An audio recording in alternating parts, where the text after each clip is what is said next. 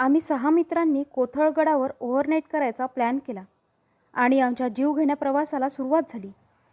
त्यातला आमचा मित्र सुब्या पूर्ण प्रवासात रहस्यमय शांत होता.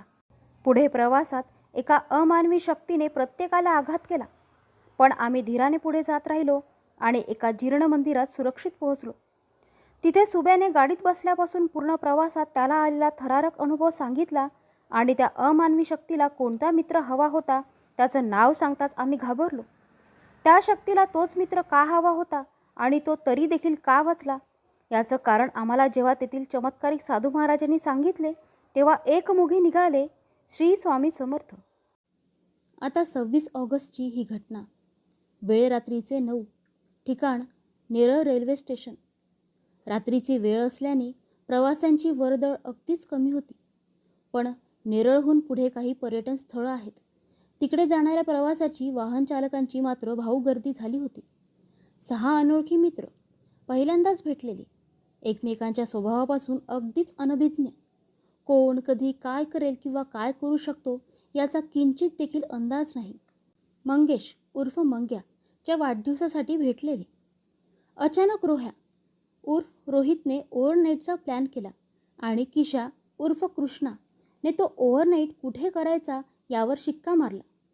माथेरानच्या आसपास कोथळगड नावाच्या एका किल्ल्यावर ओव्हरनाईट करायचा बेत आखला गेला.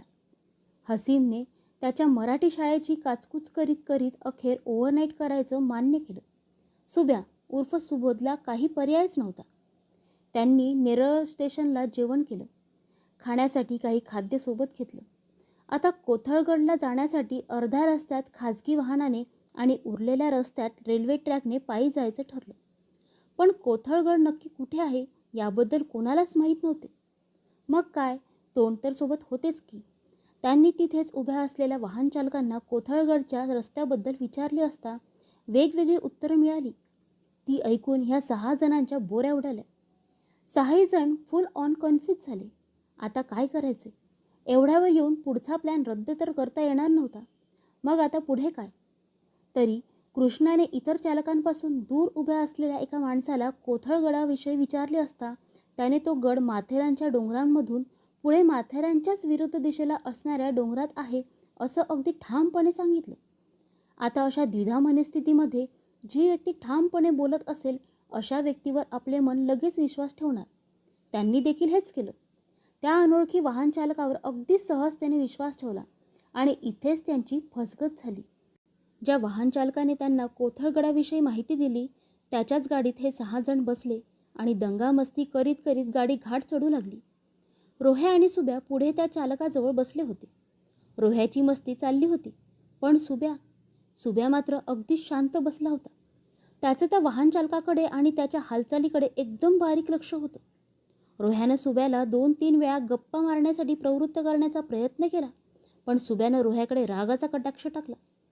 रोह्याला सुब्याच्या त्या कटाक्षात एक प्रकारची गोपनीयता दिसली आणि रोह्या घाबरून पूर्ण घाटात गप्प बसला. सुब्याची शांतता म्हणजे जणू तो त्या चालकाकडून संमोहितच झाला होता. इतकी भयानक वाटत होती. मध्येच थंडीची झुळूक अंगावर शहारे आणत होती. सगळ्यांच्या चेहऱ्यावर चमक होती की आज रात्रभर फुलान धिंगाणा, खूप सारी मस्ती आणि खूप साऱ्या गप्पा गोष्टी आणि बरेच काही. घाटात गाडी एक एक वळण घेऊन चढत होती. एक वळणावर चालकाने जोरदार ब्रेक मारून गाडी थांबवली. किशा आणि हसीम त्याला विचारू लागले काय झालं म्हणून. त्याने दोघांकडे फ्रंट मिररमधून पाहिलं. त्याची ती करडी नजर अनुत्तरित होती. त्याने मारलेल्या त्या जोरदार ब्रेकमुळे जणू सुब्याचं संमोहन भंग पावलं होतं आणि सुब्या जागा होऊन विचारत होता काय झालं. तो चालक म्हणजे एक भयानक प्रकार होता. अख्ख्या रस्त्यात एक शब्दाने देखील बोलला नाही. त्याचा अवतार देखील एकदम भयानक होता. दाढी वाढलेली, अंधारात सुद्धा त्याचे डोळे लाल पाण्यासारखे दिसत होते. ओठ काळपट लाल होते. गळ्याभोवती एक काळा मफलर गुंडाळलेला होता आणि तसाच मफलर डोक्याभोवती देखील बांधलेला. थंडी असून देखील शर्टची वरील 2 बटणे उघडीच. असो, त्याने गाडी थांबवल्यानंतर लगेच घाईतच गाडीतून खाली उतरला आणि आम्हाला काहीच न बोलता फक्त मान हलवून गाडीतून खाली उतरण्याचा इशारा केला. त्याचे हावभाव पाहून अगोदरपासूनच भित्रा असणारा सुशा मात्र अजूनच घाबरत होता. त्याने तर हनुमानाचा जापच चालू केला होता. असो, ते 6ही जण गाडीतून उतरून त्या चालकाला पैसे देऊन त्याला पुढील मार्ग कसा आणि कुठून जातो याची विचारणा करताच त्याने त्याचे तोंड उघडले. प्रवासादरम्यान त्याने बोलण्याची ही पहिलीच वेळ होती. त्याने शब्द उच्चारताच मंग्याच्या अंगात थंडी भरली. मंग्याला जणू कापरच भरलं. त्याला त्या चालकाच्या आवाजातील भयानकता प्रकर्षाने जाणवली. त्याने चालकाचा आवाज ऐकताच 2 पावले मागे सरकण्याचा पवित्रा घेतला. त्या चालकाचा आवाज आता अतिशय घोगरा आणि मागच्यापेक्षा खूप वेगळा भासत होता. सुशा आणि मंग्या यांच्या डोळ्यातल्या डोळ्यात काही इशारे झाले. त्या चालकाने त्यांना एका रेल्वे ट्रॅककडे बोट दाखवले आणि सांगितले की ह्या ट्रॅकने सरळ 1 तासात चालत राहा. 1 तासाभरात कोथळगड येईल.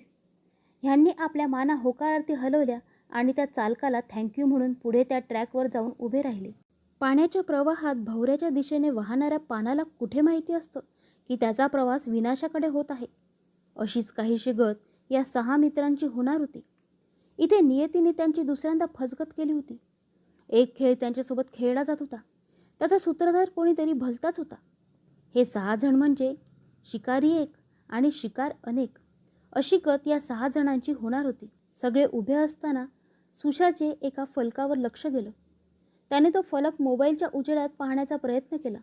त्यावर ट्रॅक नंबर 134 असं लिहिलेलं त्यास दिसलं. त्याच्या मनात एक शांतता निर्माण झाली. त्याला मध्येच कुठल्या हॉरर मालिका किंवा पुस्तकाची आठवण झाली असावी.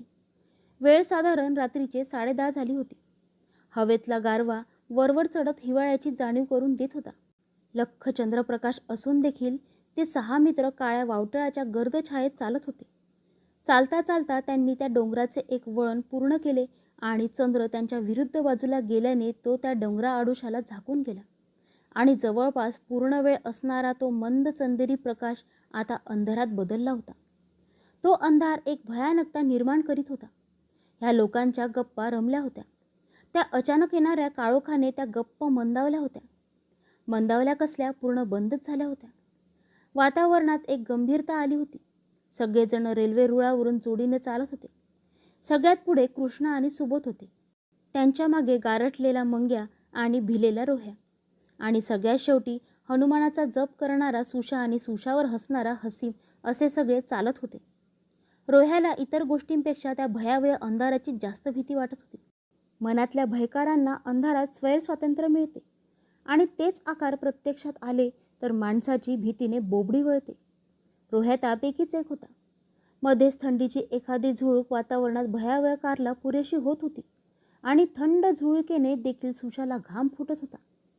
रेल्वे रुळावर मध्येच खड्डे येत होते आणि त्या खड्ड्यांवरून हे रेल्वे रुळ जात होते. अशाच एका खड्ड्यावर रेल्वे रुळात सुशाचा पाय अडकला.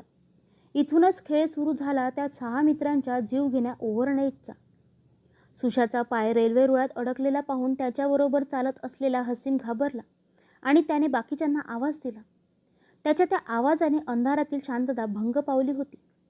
सुब्या, किशा, रोह्या आणि मंग्या तेथे जमा झाले होते. सुब्याने त्याचा मोबाईलचा टॉर्च ऑन केला. त्याने तो टॉर्च सुशाचा पाय अडकलेला तिथे मारला. त्याच्या पायाला थोडीशी जखम झाली होती. त्यात घाबरण्यासारखं काहीच नव्हतं. थोडंसं रक्त येत होतं. पण इतक्यात सुब्याने जोरात किंकाळी फोडली. त्याच्या त्या किंकाळीने सगळेच भेदरून गेले की ह्याला झालं तरी काय. माथेरानच्या त्या अंधार डोंगर रांगेत त्यांच्या त्या किंकाळीचे प्रतिध्वनी उमटू लागले. तो क्षण अतिशय भयावह होता. त्या किंकाळीने जणू त्यांच्यावरील भीतीचे सावट जणू अजूनच गडद झाले होते. सुब्याच्या त्या विस्मित किंकाळीने झोपलेले रातकिडे जणू जागे झाले आणि किरकिरू लागले.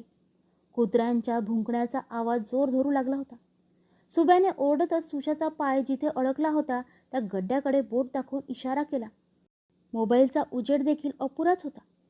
त्या उजेडात त्यांना 2 लाल रंगाच्या वस्तू चमकल्यासारखे दिसत होते. त्या वस्तूची चमक मनमोहून टाकणारी आणि तितकीच भयावह होती. सर्वांनी सुशाचा पाय तिथून काढायचा प्रयत्न चालू केला. सुब्याचे त्या 2 हिऱ्यांवरून लक्ष काही गेल्या हटत नव्हते. सुशाचा पाय तिथून काही केला निघत नव्हता.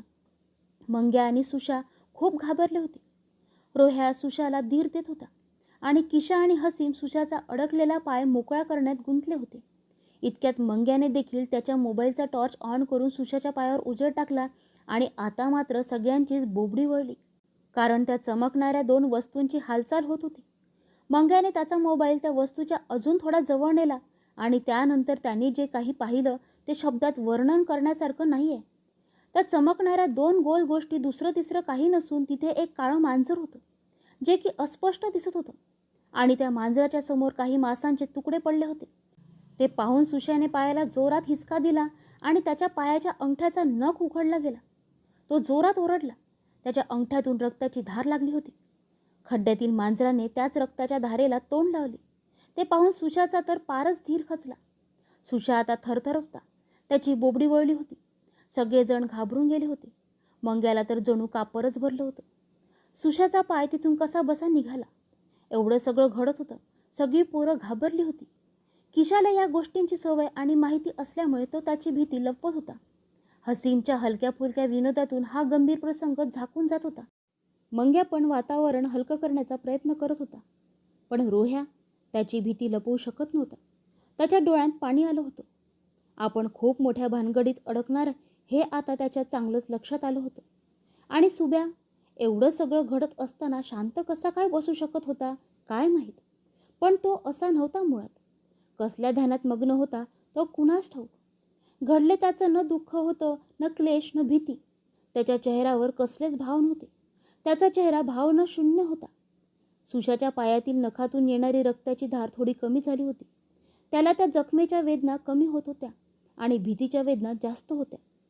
त्याला भानच नव्हतं की त्याच्या पायाला काही जखम आहे. सुब्या अजून शांत होता, जणू एक ध्यानस्थ साधीच.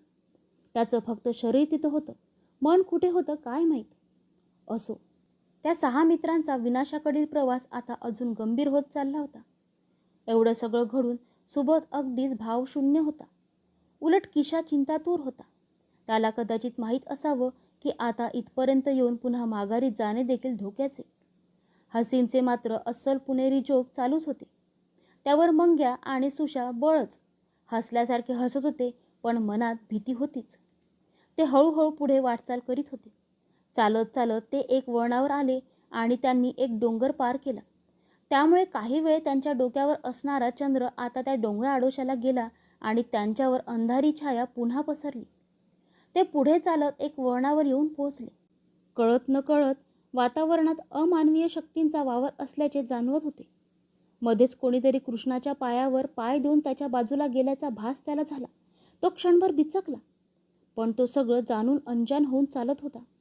कारण त्याला माहीत होतं की जर त्याने ह्या गोष्टीची वाच्यता केली तर सगळे अजूनच घाबरतील. म्हणून तो शांत होता. वेळ अघोरी झाली होती. आतापर्यंत सगळं जणू एखाद्या तांडवाच्या सुरुवातीप्रमाणे घडत आलं होतं. भीतीने सगळ्यांच्या मनावर जणू अधिराज्यच करायचा बेत आखला होता. सुब्याची शांत साधी ह्या सगळ्यांच्या चिंतेचा विषय होती. त्याने निरळपासून चकार शब्द देखील उच्चारला नव्हता. आणि त्यातच भर की काय म्हणून सुशाला पायाला वेदना होऊ लागल्या होत्या. कोणाला कळो न कळो पण किशाला कळून चुकले होते की हा प्रवास त्यांच्या विनाशाकडे चालू आहे आणि ह्यातून हाती काहीच लागणार नव्हते. चालत चालत ते एक वळणावर येऊन थांबले. ते वळण जरा विक्षिप्तच होते. त्या वळणावर ट्रॅकच्या दुतर्फा असणाऱ्या झुडपांनी एक बोगदाच तयार केला होता. तो झाडेरी बोगदा एखाद्या असली बोगद्यासारखा भासत होता. त्याच्या अलीकडेच कोणीतरी वृद्ध व्यक्ती बसला आहे असे सतत वाटत होते. त्यांना ते कदाचित त्यांचे भ्रम असावे असे वाटले. म्हणून पुढे जाण्याच्या हेतूने त्यांनी काही पावले पुढे टाकताच ती वृद्ध व्यक्तीने तिथून हालचाल केल्यासारखी दिसली. ती व्यक्ती उठून त्या झाडेरी बोगद्यात कुठेतरी दिसेनाशी झाली. आत्तापर्यंतच्या प्रवासात प्रत्यक्ष कुणीतरी व्यक्ती दिसल्याची ही पहिलीच वेळ होती. सगळ्यांची जाम फाटली. पण हसीम मात्र मस्करीच करत होता. ते सगळे अजून थोडे पुढे म्हणजे अगदी त्या बोगद्याजवळ येऊन थांबले. तिथे त्याने काहीतरी विलक्षण बदल जाणवू लागले. ते सगळे जागच्या जागीच थांबले. त्यांना वातावरणातील बदल प्रकर्षाने जाणवू लागले. किशा, हसीम, मंग्या आणि रोह्याला तिथे उष्णता जाणवत होती. उलट सुशा आणि सुब्या यांना थंडी जाणवत होती. म्हणजे काहीतरी विक्षिप्तपण तेथील वातावरणात होते हे नक्की.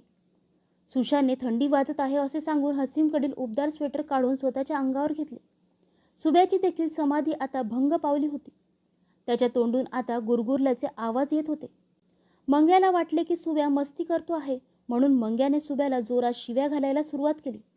मंग्याच्या आवाजात जोर मोठा होता. सुब्याने रागाने मंग्याकडे एक कटाक्ष टाकला. मंग्याच्या शिव्यांचा जोर हळूहळू ओसरू लागला. मंग्या सुब्याकडे पाहून घाबरला. सुब्याच्या डोळ्यात त्याने भयानकता पाहिली होती. ती भीती तो विसरूच शकत नव्हता. तो असा एकदम शांत झाला की त्याने पुन्हा तोंडच उघडले नाही. ते सगळे आता त्या बोगद्याच्या तोंडावर उभे होते. त्या बोगद्याच्या आजूबाजूला एक चपळाईने हालचाल झाली. जणू एक बाजूने दुसऱ्या बाजूकडे कोणीतरी धावल्याची हालचाल तिथे झाली. आजूबाजूला असणाऱ्या झाडांची पाने हलू लागली. झाडांच्या फांद्यांमध्ये एक हालचाल निर्माण झाली, जणू एखादा सर्प तिथे वळवळत असावा. पण तो कोणी सर्प किंवा प्राणी नव्हताच. ती अमानवी शक्तीची झलक होती, जिने आत्तापर्यंत सुब्याला तिच्या वशीकरणात दांबून ठेवले होते. झाडांच्या फांद्या हळूहळू वेग घेऊ लागल्या आणि झपाट्याने सळसळत येऊन त्या बोगद्याच्या दोन्ही कडांवर जणू एखादी मानवी रूपातील द्वारपाल बसावे त्याप्रमाणे पसरल्या आणि शांत झाल्या. त्या बोगद्याजवळ जाण्याची हिंमत कोणाची होत नव्हती. मंग्याचा धीर पूर्णतः खचला होता. हसीमने त्याची खिल्ली उडवत त्याला पुढे बोगद्याजवळ जाण्यास प्रवृत्त केले. इज्जतीचा प्रश्न उभा ठाकल्याने मंग्याने तेवढी हिंमत केली आणि मंग्या काही पावले पुढे चालला इतक्यात त्याच्या मागून उष्ण प्रज्वलांचा एक गोळा चपकन येऊन मंग्याच्या पुढे पडला.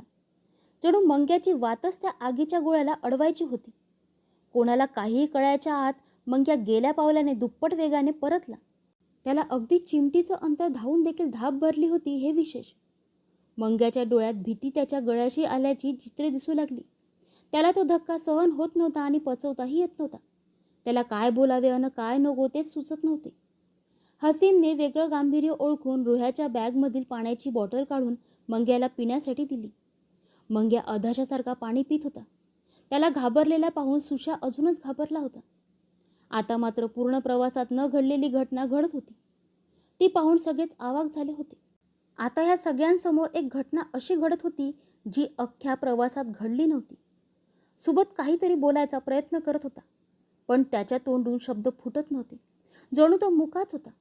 तो जीव लावून बोलण्यासाठी पराकाष्ठा करत होता, पण त्याच्या तोंडून काही केला शब्द फुटत नव्हते. हसीमने थोडी हिंमत करून सुबोधचा हात कृष्णाच्या हातातून वेगळा केला आणि सुबोधला जवळ घेऊन सुबोधला बोलण्यासाठी प्रवृत्त करू लागला. हसीम जवळ येताच सुबोध थोडा शांत झाला. जणू तो हसीमने जवळ येण्याचीच वाट पाहत होता. हसीम जवळ येताच तो एखाद्या लहान मुलाप्रमाणे हसीमला लिपटला. हसीम देखील त्याला जवळ घेऊन नक्की काय झाले आहे ते विचारू लागला. हसीमनं सुबोधवरील नजर हळूच किशाकडे फिरवली आणि डोळा मारून स्मितहास्य केलं. त्यावरून हसीमच्या मनात अजूनही मस्तीचाच बेत होता हे प्रतीत होत होतं. पण पुढे येणाऱ्या काही क्षणात हसीमची मस्ती जिरणार होती. हसीमने सुबोधला जवळ घेताच सुबोधच्या शरीरात काय तरतरीस नाचारली कोणास ठाऊक. सुबोधने हसीमला एक जोरदार धक्का दिला. त्या धक्क्याचा अपघात इतका प्रचंड होता की हसीम रेल्वे ट्रॅकवरून दरीच्या टोकावर म्हणजे साधारण 2 ते 2.5 फुटांवर जाऊन पडला. त्याची सगळी मस्ती सुब्याच्या एका धक्क्यातच जिरली असं तरी त्याच्या तोंडावरून वाटत होतं. हसीमनं मान खाली घातली अन उठून किशाबरोबर येऊन थांबला. सगळं शांत. सुब्या मात्र निर्लज्जासारखा उभा होता. त्याने त्याची नजर हसीमवर रोखून धरली होती. त्याच्या नजरेत ज्वलंत लाव्हा धुमसत होता. कधी फुटेल अन कधी बाहेर येईल काही सांगता येत नव्हतं. त्याची नजर काळाचा घाव घेत होती. नजरेत कमालीची धार होती. सुशील हे सगळं पाहत होता. त्याचे हावभाव काही बदलत नव्हते. त्याचं म्हणणं एकच होतं की इथून ताबडतोब सुटका करून घेणं, कारण तो आधीच घाबरट जीव आणि त्यात हे सगळं पहिल्यांदा अनुभवलेलं. तिथल्या भयान शांततेची जागा आता कृष्णाच्या आवाजाने घेतली. कृष्णाने करड्या आवाजात पुढे निघण्याची सूचना केली. पुढे निघण्याशिवाय कोणाकडेच काहीच पर्याय नव्हता. पण आता सुब्याला अशा अवस्थेत एकट्याला चालायला लावणे म्हणजे पेटत्या विस्त्यावर पाय ठेवून चालण्यासारखे होते. या सगळ्यात किशा आणि रोह्या दोघंही शरीरयष्टीने धिप्पाड होते. त्यामुळे किशाने आणि रोह्याने सुब्याला दोन्ही बाजूला पकडून पुढे जायचे ठरले. रोह्या बिचारा आधीच सुब्याच्या जवळ देखील जायला घाबरत होता आणि आता तर त्याला सुब्याला धरून चालायचं होतं. म्हणजे मिळवलं का? किशाने त्याला चॉईसच सोडली नाही आणि दुसरा काही पर्याय तर नव्हताच. हसीम, मंग्या आणि सुशा पाठीमागून चालत होते. सगळ्यांनी दबक्या पावलात त्या जाडेरी बोगदा सदृश्य गोष्टीमध्ये प्रवेश केला. हळूहळू चालत होते सगळे. अचानक तिथल्या वातावरणामध्ये भयानकता जाणवू लागली. निसर्गाचे सगळे लिखित नियम तिथे उल्लंघनले जात होते. वातावरण इतके तप्त झाले की भर हिवाळ्याच्या रात्री सगळ्यांना दरदरून घाम फुटला. आता वातावरण त्याचा जलवा दाखवू लागलं होतं. इतकं भयानक वातावरण त्या आवारात निर्माण झालं होतं की खरंच त्याचं वर्णन करताना देखील किळस येईल. अतिशय घाण होती त्या ट्रॅकवर. सर्वत्र दुर्गंधी पसरली होती. जणू काही मानवी मृतदेह दिवसेंदिवस सडलेत तिथे. इथं अमानवी शक्तींचा जणू सुळसुळाट होता असे आभास होत होते. मध्येच कुत्री भुंकून जीवाचा ठाव घेत होते. रातकिडे रात्रीची भयानकता दर्शवत होते. कानाजवळ कोणीतरी गुरगुरल्यासारखे भास चालू होते. सगळ्यांना या गोष्टीचा खूप त्रास होत होता. क्षणात वातावरण पुन्हा थंड झालं, पण मध्येच पुन्हा उभाळी येत होती. निसर्गाने देखील जणू गुडघेच टेकले होते त्या शक्तीपुढे आणि जणू त्या मित्रांना गुदमरून मारण्याचा ठरावच झाला होता. एवढं सगळं घडत होतं, पण एक माणूस शांत होता. त्याला त्याचं काहीच नव्हतं वाटत. उलट तो त्याच्या त्या नजरेने सगळ्यांवर मानसिक हल्ला चढवत होता. सुबोध. त्याला या दुर्गंधीचं वाढलेलं तापमानाचं काहीच विशेष वाटत नव्हतं. हळूहळू जसजसे ते पुढे जाऊ लागले, वातावरण पूर्ववत होऊ लागले. दुर्गंधी देखील कमी होऊ लागली. जसा जसा अंधार वाढत होता तसा तसा हा खेळ वाढत चालला होता. आधी सुशा, मंग्या, सुब्या, हसीम आणि आता रोह्यावर काहीतरी संकट येणार होतं किंवा त्याच्यामुळे कोणाच्या तरी जीविताला धोका निर्माण होणार होता. आता रोह्याचं डोकं प्रचंड दुखायला लागलं. त्यानं सगळ्यांना थांबवलं आणि हसीमकडून पाणी घेऊन प्यायला. त्याला कृष्णाने एका जागी बसवलं. त्याला जरा बरं वाटलं म्हणून ती लोक उठून पुन्हा रस्त्याला लागली. चालता चालता रोह्याला अचानक काय झाले कोणास ठाऊक. रोह्याने सुब्याचा हात सोडला आणि दरीच्या टोकावर जाऊन उभा राहिला. किशाने स्वतःच्याच डोक्यावर हात मारून घेतला. कुठून दुर्बुद्धी सुचली आणि येड्यांना कोथळ गळावर घेऊन आलो. रोह्या बराच वेळ दरीच्या खालील भागाकडे निरखून पाहत होता. तो पण आता कोणत्या तरी शक्तीकडून संमोहित झाला असावा. रोह्याने दरीकडील समोरच्या भागाकडे बोट दाखवत किशाला आवाज दिला. ए किशा, अबे इकडे ये जरा. किशा काही त्याच्याकडे गेलाच नाही. रोह्याने रागाने एक कटाक्ष टाकला. रोह्याचे डोळे लालबुंद झाले होते. त्याची भीती अंधारात देखील वाटली असावी. ए किशा, तुला म्हणतोय ना इकडे ये, कळत नाही का बैलाच्या. रोह्याने पुन्हा किशाला दम टाकला. पण आता येणारा आवाज रोह्याचा नव्हताच. हे किशाला लक्षात यायला वेळ लागला नाही. किशाने प्रसंगावधान राखून रोह्याकडे जाण्याचा शहाणपण दाखवला. रोह्याने किशाकडे पाहून एक ज्वलित हास्य केलं आणि पुढे बोट दाखवत म्हणाला, किशा, तो रस्ता दिसायला का तुला? तो रस्ता सरळ गेलं की कोथळगडावर जातो. चल, तू ये माझ्या मागे. असं म्हणत रोह्या दरीत पाऊल टाकतच होता की किशाने त्याचा हात धरला आणि मागे खेचून खाडकन कानाखाली मारली. रोह्याची जणू 10 जन्माची झोपच उडाली. तो शुद्धीवर आला. त्याच्या डोळ्यात पाणी होतं. हसीमनं मात्र यावेळेस रोह्याला जवळ घ्यायचं धाडस नाही केलं. पण मंग्याने रोह्याला सावरलं. इतक्यात सुब्या बोललाच, कोण नाही वाचणार तुमच्यातलं, कोणी नाही वाचणार. तुमचं मरण तुम्हाला इथं घेऊन आलंय. तुम्ही इथपर्यंत आलात तर खरं, पण परत नाही जाणार. त्याचं हास्य कर्कश होतं. आवाजात पळून पळून धाप लागल्यासारखे कंपन होतं. अगदीच भयावह होतं. पण हा आवाज सुबोधचा नव्हताच. आता मात्र किशाचा एवढा वेळ राखलेला संयम. किशा तटकन उभा राहिला आणि सुब्याजवळ जाऊन, आहेस तरी कोण तू? काय हवंय तुला आमच्याकडून? का त्रास देतोय तू आम्हाला? किशा बोलला. किशाने सुब्याकडे पाठ केली आणि रोह्याच्या खांद्यावर हात ठेवत बोलला, मी नाही त्रास देते. करता करविता तिसराच आहे. माझं काम मी करतोय. मला अडवाल तर. एवढं बोलून सुबोध पुन्हा हसू लागला. किशा आता मात्र खूप वैतागला होता. त्यालाही घाबरलेला पाहून सगळेच घाबरत होते. इतक्यात मागून कोणीतरी रडण्याचा आवाज येऊ लागला. किशाने मागे वळून पाहिले. खाली बसून दोन्ही गुडघ्यांमध्ये डोकं खुपसून सुबोध रडत होता. आता मात्र हा त्याचा खराखुरा आवाज होता. थोडासा घसा बसल्यासारखा आवाज होता. आता सुबोध देखील कदाचित शुद्धीवर होता. किशा सुबोधजवळ सावधपणे गेला आणि त्याची मान उचलून त्याला काय झालं विचारू लागला. किशा, चाल पटकन, इथून निघूयात. पटपट चला रे, घाई करा जरा. खूप महत्त्वाचं सांगायचं आहे मला तुम्हाला. इथं थांबून सांगणं शक्य नाही किंवा योग्य नाही, सुबोध बोलत होता. त्याचं ते बोलणं ऐकून सगळ्यांना हुरूप आला. आता हा खेळ संपला असं सगळ्यांना वाटलं. सगळ्यांचा जीव एकदाचा भांड्यात पडला आणि ते तिथून पुढील वाटचाल करू लागले. आता कदाचित सगळं काही ठीक झालं होतं, पण भीतीने मनात केलेले घाव विरू शकत नव्हते. सुशा आणि सुबोध अजूनही घाबरलेलेच होते. सगळे ट्रॅकवरून हताश चेहऱ्याने चालत होते. सुबोधच्या डोळ्यात पाणी होतंच. बाकीच्यांच्या चेहऱ्यावर एक प्रश्नचिन्ह होतं. सुबोध आता काय बोलणार? त्याला काय सांगायचे होते? ह्या सगळ्या प्रश्नांनी सगळ्यांच्याच मनात काहूर माजवलं होतं. आता रात्रीचे साधारण पहाटेचे 1:30 वाजले होते. म्हणजे साधारण 3.5 तास हा सगळा बाहुल्यांचा खेळ चालू होता आणि तो आता खरंच संपुष्टात आला होता की त्याची पूर्तता होणं अजून बाकी होतं. याबद्दल सुबोध सोडून सगळे साशंक होते. प्रत्येक जण टेन्शनमध्ये होता. ट्रॅकवर सगळी शांतता होती. आता वातावरणात कसल्याही प्रकारचा बदल नव्हता. हवेत काही प्रमाणावर गारवा होता. जे काही घडलं ते निवळण्यासाठी हे वातावरण पूरक होतं. सगळी अगदीच थकले होते. त्यांचे चेहरे त्यांचा थकवा आणि भीती लपवू शकत नव्हते. चालता चालता अचानक पुढच्या वळणावर सगळ्यांना एक वास्तू दिसली. वास्तूचा रंग पांढरासा होता. चंद्रप्रकाशात एवढं नाही, पण बऱ्यापैकी दिसत होते. सर्वजण थोडा वेळ हबकले, पण जास्त न घाबरता पुढे जायचा धाडस केले आणि त्या वास्तूच्या अगदीच जवळ जाऊन पोहोचले. ती वास्तू जवळून पाहून सर्वांनी सुटकेचा श्वास सोडला. ती वास्तू एखाद्या जुनाट मंदिराप्रमाणे दिसत होती. त्याच्या दरवाजावर काही प्राचीन घंट्या बांधल्या होत्या. मंदिर खूपच जीर्ण अवस्थेत होतं.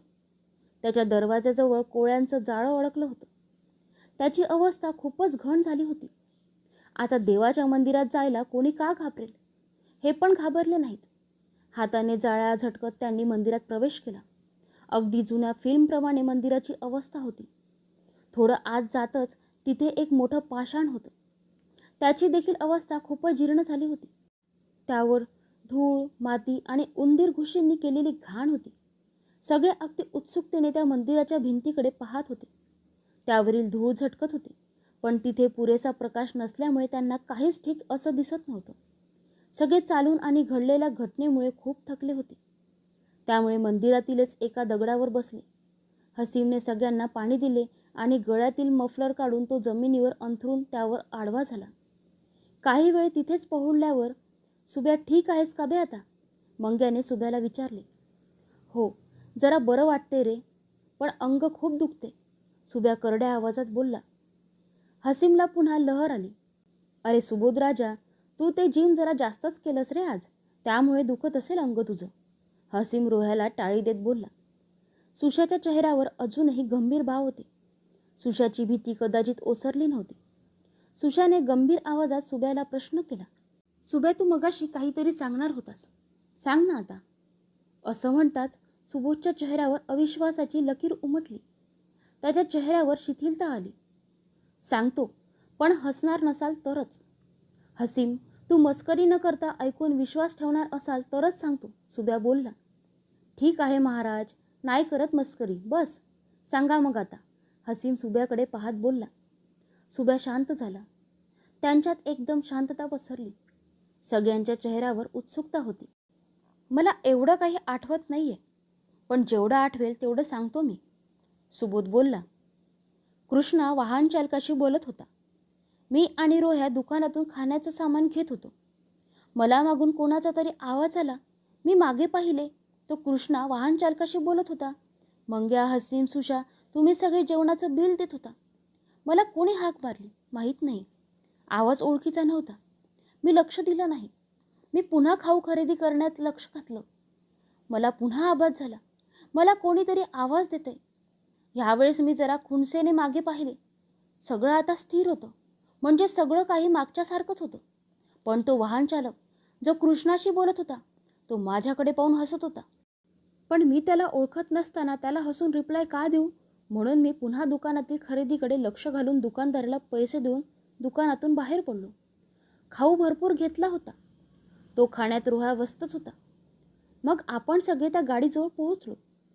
मला गाडीत मागे बसायचं होतं, कारण रोह्या काही ना काही खात होता आणि ते मला इरिटेट झालं असतं. म्हणून मी मागे बसावं या हेतूने मागचा दरवाजा उघडला. पण त्या चालकाने माझा हात पकडला आणि माझ्याकडे पाहून पुन्हा तेच वैरी हास्यात हसू लागला. त्याचे डोळे माझी नजर खोडून काढू लागले. त्याने माझ्या डोळ्यांवर कहरच आणला. माझ्या डोळ्यांना एक घाणेरडी लकाकी जाणवली, अगदीच घाणेरडी. तिथे लोकांच्या रडण्याचे आवाज होते. मृतदेह सडल्यासारखा वास येत होता. खूप आक्रोश होता तिथे. मला असह्य झालं. माझ्या पाठीवर कोणीतरी हात ठेवला. स्पर्श ओळखीचा होता. माझ्या डोळ्यापुढील लकाकी गेली. मी मागे वळून पाहिले. रोह्या होता. मला बसण्यासाठी घाई करीत होता. मी त्याचा हात झटकला, पण त्या चालकाने मला पुढेच बसण्यासाठी सांगितले. मला मागे बसायची इच्छा असून देखील मी त्याचं बोलणं ऐकून पुढे काहीच विरोध न करता पुढे त्याच्याच शेजारी बसलो. त्याने गाडी चालू केली. आपली गाडी काही अंतरावर पुढे गेल्यावर सुशाला ATMमधून पैसे काढायचे होते म्हणून त्याने गाडी थांबवली. त्याला भीती वाटत होती म्हणून मंग्या त्यासोबत गेला. रोह्या आणि किशा तुम्ही लघुशंकेला जाऊन येतो म्हणून तिथून गेलात. सुब्या हे सगळं सांगताना त्याच्या चेहऱ्यावर भीती होती. अंगावर शहारे आले होते. त्याच्या डोळ्यात पाणी होतं. सुब्या पुढे सांगू लागला, तुम्ही तिथून निघून गेलात. गाडीमध्ये आता तो माझ्या शेजारी बसला होता. त्याने पुढचा मिरर माझे डोळे दिसतील असा फिरवला. शेजारी बसून देखील तो माझ्याकडे पाहण्यासाठी आरशाचा वापर करीत होता. ही गोष्ट मला काहीतरी चाहूल देऊन गेली, पण मला काही कळलंच नाही. आरशात त्याची अन माझी नजर नजरेला भिडली. त्याची पापणी लवत नव्हती. मला पुन्हा तोच आवाज, तोच आक्रोश, तोच वास. मी पुढे चालतोय, माहीत नाही कुठे चालतोय. माझे डोळे बंद होते. एक व्यक्ती माझ्या दिशेने चालत येत होती. माहीत नाही कोण आहे ती. मी कधी पाहिलंच नव्हतं त्या व्यक्तीला. हळूहळू ती व्यक्ती जवळ आली. खूप कुरूप चेहरा होता. अंगाचा घाणेरडा वास होता. चेहरा देखील अतिशय विद्रूप झाला होता. इतक्यात खडकन आवाज आला. माझी निद्रा मोडली. मी पुन्हा गाडीत होतो. रोह्याने गाडीचं दार उघडलं होतं. चालकाने माझ्यावरचे डोळे रोह्याकडे फिरवले. त्याच्या डोळ्यात द्रोह होता. जणू काही क्षणात रोह्याला मारणार होता. ह्याच आविर्भावात तो रोह्याकडे पाहत होता. इतक्यात सुशा आणि मंग्या पण आले. माझं मन अस्थिर झालं होतं. मला कळत नव्हतं मी काय पाहिलं. मला सुचत नव्हतं तुम्हाला सांगावं तर काय सांगावं, कसं सांगावं. सुरुवात होत नव्हती, शेवटची तर गोष्टच दूर होती. त्यानं गाडी पुन्हा चालू केली. त्यानं माझ्याकडे फिरवलेला आरसा माझ्याकडेच होता. त्यातून तो माझ्याकडेच पाहत होता. त्याचा डोळ्यांचा खेळ चालूच होता. कदाचित मी त्याला वश झालो होतो किंवा अजून काही. माझी इच्छा नसतानाही मी त्याच्याकडे पाहत होतो. माहीत नाही मला काय झालं होतं. माझं डोकं अचानक जड भासू लागलं होतं. मला आता तुमच्यापैकी कोणाच्याही काहीही हालचाली जाणवत नव्हत्या. मला कोणाचे आवाज ऐकू येत नव्हते. इतक्यात एक सूर्य तेजाप्रमाणे एक प्रखर प्रकाश माझ्या डोळ्यांवर पडला. पुन्हा तीच लगाकी, पुन्हा तोच आवाज. सुबोध, सुबोध, आलास तू? ये, तुझीच वाट पाहत होतो मी. अनोळखी आवाज होता. कोण आहेस तू? मला कशाला शोधत होतास? माझी वाट का पाहत होतास? मी इथं कसा आलो पण? मी विचारलो. अरे तूच काय, पण तुझ्यासारखं कोणीही चाललं असतं रे. पण तू कसा? अगदी मला पाहिजे तेव्हा आलास ना, म्हणून तुला बोलावलं. तोच आवाज गहिरा होत चालला होता. अचानक मला तोच आक्रोश ऐकू येऊ लागला. तोच तो घाणेरड्यासारखा वास. माझं डोकं दुखायला लागलं होतं. मला किळस येत होती. मी कुठे होतो? ठिकाण माहीत नव्हतं. तिथे माझ्याशिवाय आणि त्या व्यक्तीचा आवाज होता फक्त. ती व्यक्ती आता जोरात हसू लागली. इतकी जोरात की मला माझे कान फाटतील असं वाटू लागलं. ती व्यक्ती आता माझ्या पुढं होती. त्याची भयानकता मी शब्दात मांडूच शकत नाही. त्याच्या अंगातून येणारा घाण वास, त्याचे तोंड सटल्यासारखे दिसत होते आणि त्याचं ते राक्षसी हास्य अगदी नरकातला अनुभव देणारं होतं. कोण होता बे तो? तुलाच का धरलं त्यानं? दुसरी पोरं काय मेल्यात का? सुशानं तोंड उचकलंच. मला माहीत नाही कोण होता तो, काय होतं, मलाच का धरलं त्यानं, काहीच माहीत नाही. तो फक्त जवळ येत मला म्हणाला, तुला माझं काम करावं लागेल. तुला इथपर्यंत आणलंय ते माझं काम करून घेण्यासाठी आणि तुला ते करावं लागेल. असं म्हण की तुझ्याकडे त्याच्याशिवाय पर्यायच नाही. ती व्यक्ती त्याचं विक्षिप्त हास्य करीत बोलला. कसलं काम? मी काय कोणाचा नौकर नाही. एक साधा माणूस आहे. मी बांधील नाही तुझं काम करायला. मी त्याला थोड्या चढत्या आवाजात बोललो. त्याचे ते कुरूप हसणं माझी डोकेदुखी अजूनच वाढवत होतं. तुला माझं काम करावंच लागेल. मी त्यासाठीच इथं आहे आणि तू माझं काम नाही केलं तर त्याचे परिणाम तुला भोगावे लागतील. मला काय, मी अमर आहे. तू नाही तर अजून दुसरं कोण? पण तू इथपर्यंत आलाच आहेस तर तुला असं कसं जाऊ देऊ? सुबोध सांगत होता. माझी शुद्ध हरपत होती. मला भान राहिलं नव्हतं. माझ्या डोळ्यासमोर आता अंधारी येत होती. माझे डोळे चकराकले होते. मी धाडकन खाली कोसळलो. आता मला काही दिसत नव्हते, काही ऐकू येत नव्हते. मला माहीत नाही मी बेशुद्ध होतो, पण काही मंत्र माझ्या कानावर पडत होते. संस्कृत होती ती भाषा. काहीतरी वेगळेच मंत्र होते, कधी न ऐकलेले. एखादाच उच्चार कळत होता त्यापैकी. काहीतरी भयानक घडत होतं याची कल्पना मला आली होती, पण नक्की काय घडत होतं तेच कळत नव्हतं. ते मंत्रोच्चार कानात घर करत होते. मी जणू अर्धमेला झालो होतो. काही हालचाल होत नव्हती. डोळे उघडता येत नव्हते. इतक्यात मला जोरदार धक्का बसला. माझी निद्रा उघडली. माझ्या डोळ्यासमोर अंधार होता. अचानक रोह्याचा आवाज कानी पडला. त्याच्यासोबत तुम्हा सर्वांचे आवाज कानी पडू लागले. मी डोळ्यांवर जोर देऊन पाहण्याचा प्रयत्न केला असता मला माझ्या आजूबाजूला रोह्या आणि तो वाहन चालक दिसला. नंतर माझ्या लक्षात आलं की आपण सगळे गाडीत आहोत आणि आपण ज्या ठिकाणी गाडीमध्ये आहोत त्या चालकाने गाडीचा करकचून मारलेला ब्रेक यामुळे माझी निद्रा मोडली होती. मी शुद्धीवर आलो होतो, पण मला हे आठवत नव्हतं की आपण कुठे चाललो होतो. माझे कान एकदम सुन्न पडले होते. मला कोणाचाच आवाज ऐकू येत नव्हता. मला डोळ्यांसमोर फक्त ट्रॅक दिसत होता. आपण जसजसे पुढे चालू लागलो मी थोडा भानावर यायला लागलो. मधूनच माझ्या कानात त्या माणसाचा आवाज घुमू लागला. मला काहीच कळत नव्हतं तो काय बोलतोय. मध्येच आवाज बंद होत होता. काही वेळ माझ्या मनाला शांतता भासू लागली. हळूहळू एकच आवाज मला स्पष्ट ऐकू यायला लागला. त्याच माणसाचा आवाज होता, पण ह्या वेळेस मात्र अगदी स्पष्ट होता तो आवाज. म्हणत होता, सोडू नकोस त्याला, लक्ष राहू दे त्याच्यावर. तो हातातून नाही गेला पाहिजे. तो घाबरला की धर त्याला. तो जर हातातून गेला तर तुझं काही खरं नाही. पण तो कोणाबद्दल बोलत होता? कोणाला धरायला लावत होता? मंग्याने सुब्याला प्रश्न विचारला. तो मला सुशीलबद्दल बोलत होता, सुबोध बोलला. सगळे सुशीलकडे पाहायला लागले. बघ ये सुशा, तू उगाच भूताला भीतोस. भूताचं तर तुझ्यावर जीवापाड प्रेम, तरी तू भीतोस. त्याने तुला धरण्यासाठी सुबोधचा जीव टांगला होता. बघ किती प्रेम करतो भूत तुझ्यावर. हसीम त्याच्याकडे पाहत हसून बोलला. त्यावर सगळे हसू लागले. पण मला का बोलवेल ते भूत? सुशा जरा घाबरतच बोलला. माहिती नाही रे, सुब्याने उत्तर दिले. अख्ख्या मंदिरात एकच शांतता पसरली. सगळे विचारात असताना एक आवाज आला. मी सांगतो. कोणीतरी वृद्ध व्यक्ती असावी. हातात पणतीसारखं एक पत्र होतं. त्याचा भगवा उजेड सगळीकडे पसरला होता. ती व्यक्ती हळूहळू जवळ येऊ लागली. ती व्यक्ती यांच्याजवळ येताच सर्वजण आश्चर्याने उभे राहतात. भगवी वस्त्रे परिधान केलेला एक वृद्ध, दाढी वाढलेली, केस देखील शंकराच्या जटेप्रमाणे बांधलेली, एका हातात कमंडलू आणि दुसऱ्या हातात पणती, असा त्याचा वेश होता. डोळ्यात एक तेजस्वी ज्वाला होती, जी मनाला प्रसन्न करीत होती. माथ्यावर विभूती लावलेली, जणू हिमालयातील एखादा तपस्वीच. घाबरू नका, मला माहिती आहे ती व्यक्ती कोण होती, त्याने ह्यालाच का धरायचं ठरवलं, इत्यादी इत्यादी. तुमच्या सगळ्या प्रश्नांची उत्तरे आहेत माझ्याजवळ, ती तपस्वी व्यक्ती बोलली. पण बाबा तुम्ही कोण? हसीमनं आदरपूर्वक विचारलं. मी गेली कित्येक वर्ष या जंगलात भटकतोय. मी इथंच या जंगलात राहतो. इथं कसली तरी कुजबूज ऐकू आली म्हणून इथे फिरकलो. त्या तपस्वीने तेवढ्याच नम्रतेने उत्तर दिले. त्यांच्याकडे पाहून कसलीही फसवेगिरीची किंवा मायावी शक्तींची भीती वाटत नव्हती. त्याचं तेजस्वी रूप त्यांचं सामर्थ्य सांगून जात होतं.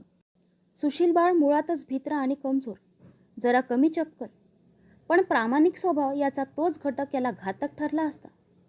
त्याच्यावर वशीकरण करणं कधीही सोपं. ज्या व्यक्तीवर भीती आणि इतरांची मतं लगेच हवी होतात त्यांना वश करून हवं ते करून घेता येतं. पण याचं दैव खरंच बलवत्तर होतं. म्हणून याला नख उखाडण्यापलीकडे काहीच झाले नाही. तपस्वी बोलत होते.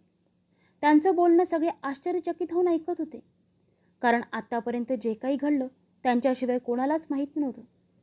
कोणी काही बोलायच्या आतच ते तपस्वी बोलू लागले.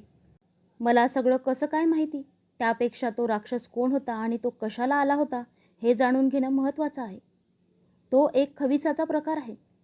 तो या भूमीत हजारो वर्षांपासून कैद आहे. इथल्याच कुठल्या तरी झुडुपात त्याचा मोक्ष लपला आहे. मला देखील माहीत नाही नेमकं कोणतं झुडूप आहे ते. ते झुडूप जाळलं की त्याला मोक्ष मिळणार होता. पण मग तो आमच्या वाट्याला कशाला गेला? आम्ही काय करणार होतो त्याच्यासाठी? रोह्याने उत्सुकतेने विचारले. हे बघ बाळ, मोक्ष हवा होता. त्याला मोक्ष देणारा माणूस मनाने भोळा, प्रामाणिक, तत्ववेत्ता असावा लागतो. मग कदाचित सुबोध असावा. आणि जर समजा सुबोधकडून त्याला मोक्ष मिळाला असता तर पुढे जाऊन तो राक्षस सुबोधच्याच जीवाला वैरी झाला असता आणि कदाचित सुबोधला मारलं देखील असतं त्याने, तपस्वी बोलले. पण मग बाबा, मला ती व्यक्ती जेव्हा आम्ही ट्रॅकवरून चालत होतो तेव्हा सोडू नकोस त्याला, लक्ष राहू दे त्याच्यावर. तो हातातून नाही गेला पाहिजे. तो घाबरला की धर त्याला. तो जर हातातून गेला तर तुझं काही खैर नाही, असं का म्हणत होती? तो राक्षस मला कोणाला धरायला सांगत होता? सुबोधने विचारले. बाळ सुबोध, त्याची शिकार तू नव्हताच. त्याला मोक्ष देणारा माणूस मनाने भोळा, प्रामाणिक, तत्ववेत्ता शोधण्यासाठी त्याने तुझा वापर केला, पण तो अयशस्वी ठरला. त्याची असली शिकार सुशील होता. सुशील मुळातच भित्रा आहे. त्याच्यावर भीती लगेच हवी होती. तो भीती सहन करू शकत नाही. इतरांनी त्याला काही जरी सांगितले तरी त्याच्यावर त्या गोष्टीचा लगेच परिणाम होतो. परिणामी तो स्वतःला लगेच दुसऱ्याच्या स्वाधीन करतो. त्यामुळे त्याच्यावर मोहिनी घालणं कधीही सोपं. ह्या सगळ्या कारणाने त्याने सुशीलला धरायचा प्रयत्न केला होता. पण काय बाबा? तपस्वींचं वाक्य पूर्ण होतही न होत तो सुशील अतिउत्सुकतेने तपस्वीचे वाक्य कापत बोलला. तपस्वी गालातल्या गालात हसले. बाळांनो, ज्यांच्यासोबत शुद्ध पुरुषांचा आशीर्वाद असतो त्याला कसं कोणी वश करू शकेल? तपस्वी बोलले. बाबा, काही कळेल असं बोला ना, किशा बोलला. सुशीलच्या बॅगमध्ये स्वामी समर्थांच्या पादुकांवरील उदी एका पुडीमध्ये बांधून ठेवली आहे. तपस्वी वाक्य पूर्ण करीत करीत उठले आणि मंदिराच्या बाहेर जाऊ लागले. त्यांच्या पाठोपाठ हे सगळे उठून जाऊ लागले. त्यामुळेच मांजरांनी त्याचे रक्त पिऊन देखील त्याच्यावर तो राक्षस मोहिनी घालू शकला नाही. ते तपस्वी चालत चालत बोलत होते. त्यांच्या हातातील पणतीचा एक मोठा तेजस्वी प्रकाश तयार झाला आणि पाहता पाहता ते तपस्वी त्या प्रकाशात सामील झाले आणि तिथून गायब झाले. सर्वांना कळून चुकले. ते तेजस्वी तपस्वी समर्थांचा अवतार होते आणि केवळ सगळ्यांच्या रक्षणार्थ आले होते. मनातल्या मनात सगळ्यांनी भित्र्या सुशीलचे आभार मानले. सगळ्यांनी एकमेकांकडे पाहून एक हास्य दिले आणि पुढे चालू लागले. काही क्षणातच त्यांना पुढे मोठे विजेचे खांब दिसू लागले. सगळे तिथे पोहोचले.